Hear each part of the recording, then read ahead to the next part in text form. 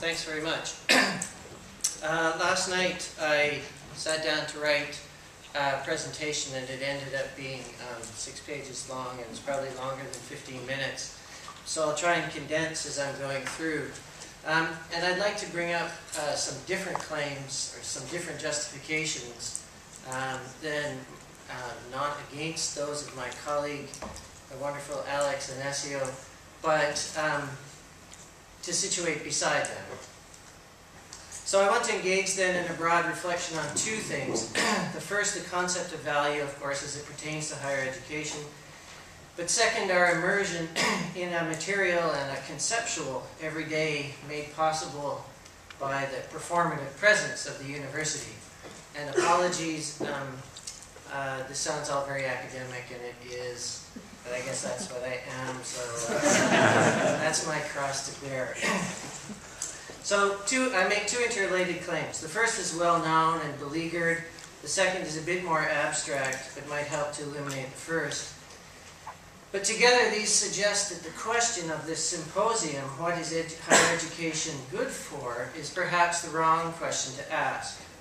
The wrong question to ask because it frames the debates in ways that render value instrumental.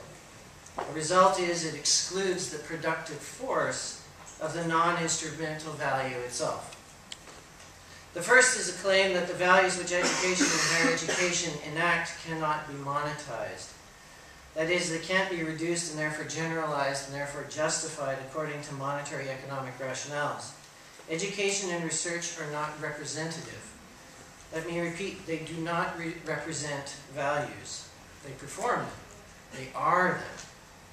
To weaken support for higher education is to erode directly the actual real and material values they are.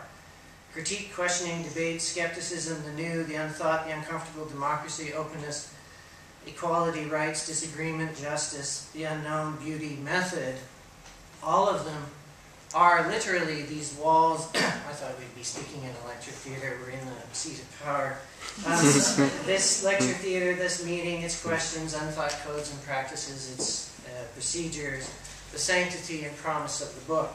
Together, these are the values we perform when we invoke the word university. The second claim is related to an aphorism.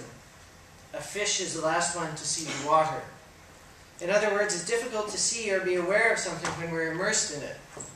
To those who currently demand that higher education and research justify themselves in terms of impact, applicability, enterprise, and development, misapply the terms of their criticism. Those who value STEM subjects over STEM, science, technology, engineering, and maths, over history, philosophy, sociology, and international relations, because the former ostensibly can be entrepreneurialized, or are of more value to our economic present, focus on the fish rather than the water which sustains the fish. Professor Joe McGeehan, a very eminent engineer in this university, said to me not long ago as we discussed chairing a research project, engineers have to learn that technology will not solve our problems. Technology is nothing without understanding the social background. We continue to see the prejudice against the background evidenced in statist and corporate discourse. I deliberately forego using the word public. We live within an ocean, a surrounds, a forceful presence of material and mental capacities, some good, some bad, which are made possible by what higher education and research affords through its own embodied action. If we think that we can fundamentally change our responsibility to higher education, 100% teaching grant cuts to ban C and D subjects, art, social sciences, and humanities, are an example of this fundamental change, without it negatively affecting the material and mental makeup of our everyday, our social background, as my engineering colleague put it, I put to you that we are wrong. There is in ecology and environmental studies a growing acceptance of an approach to understanding the value of natural interrelating systems called ecosystem services. According to the UN's 2005 Millennium Ecosystem Assessment, which popularized and formalized the term, ecosystem services are those natural interrelationships of support, provisioning, regulation, and culture which impact human well-being. So, for instance, soil formation and photosynthesis are supporting services, essential to the production of other ecosystems. Fiber, food, fuel, genetic resources are provisioning services, Regulation services are things like water and air cycles, climate and water cycles. Ecosystem services implicitly place the human at the center of the Earth's complexity. Ecosystems are understood as systems for human well-being, and as such are to be understood and managed sustainably. This anthropocentrism is exemplified in the fourth category of cultural services, which focus on non-material benefits for people that people obtain from ecosystems: spiritual enrichment, cognitive development, reflection. Ants are not recognized as having culture. As a human-centered means of understanding ecological values, such accounts have increasingly become economized, and it's become popular to assign monetary economic values to ecosystems. I use monetary economic values because economic values need not be monetized. We can think about the concept of economy differently than through money. We do it every day.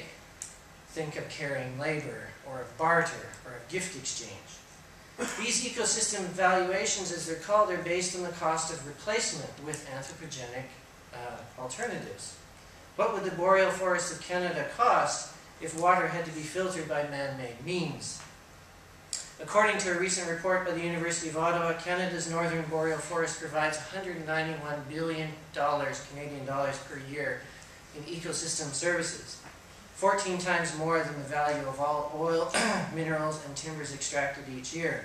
These justifications, it is argued, have more force in affecting environmental protection by policy and decision makers than non-monetary claims. Perhaps. But they also enable us to create means to maximize sustainable extraction while minimizing disruptive effects to the status quo. And although well-intentioned, these arguments are some of the worst possible justifications in my mind for environmental value. Why does value have to be monetized to have meaning? I put to you that the university is one of the few places where the question is still asked. In the words of the monk and writer Thomas Merton, rain is a festival. It is a gratuity, a meaningless real that cannot be sold. It pre-existed markets, and it will exist after they're gone. How can we define its value, then, by such limited human means? A question emerges. It's a question for the university, for us. And when I say university, I include myself in that. How do we defend that which breathes on rhythms other than those of the market, or even the human? No doubt there are many answers, but one of them is not by entering a debate framed by conditions of monetary value. The same thing is happening to higher education. The values and principles which lie at the heart of higher education are being asked to justify themselves in terms of services. And like ecosystem services, services defined by post-industrial opportunities for urban economic development and capital. When we enter into the debate by framing and justifying value in terms of monetary capital, we have already capitulated. Yes, of course, universities are not rain. We need to think about the practicalities of paying for higher education. But these questions of practicality emerge within wider background values and judgments of equity, inequality, class, etc., which is why the Sunday Times reported yesterday that the police are following interests beyond which are now part of a so-called, beyond students, and which are now part of a so-called new radical army, as they called it. As if they weren't always already there. What an impoverished view our masters have of us. A protest against higher education cuts is a protest against a devaluation of what the university perhaps uniquely congeals, a constellation of things not merely monetizable. So why are we, and by we I mean the government, for the government is us, why are we choosing to privilege banks and bombs over books? For our present purposes, how do we disagree with these decisions if we do not invoke the universities of experts, students, administrators, and support staffs who work to protect questions and curiosities which run on rhythms other than the market? How do we do that if we don't invoke the university? The role of the university, going back to Plato's Academy, is to protect a space where it's possible to ask questions of everyone and everything, including itself.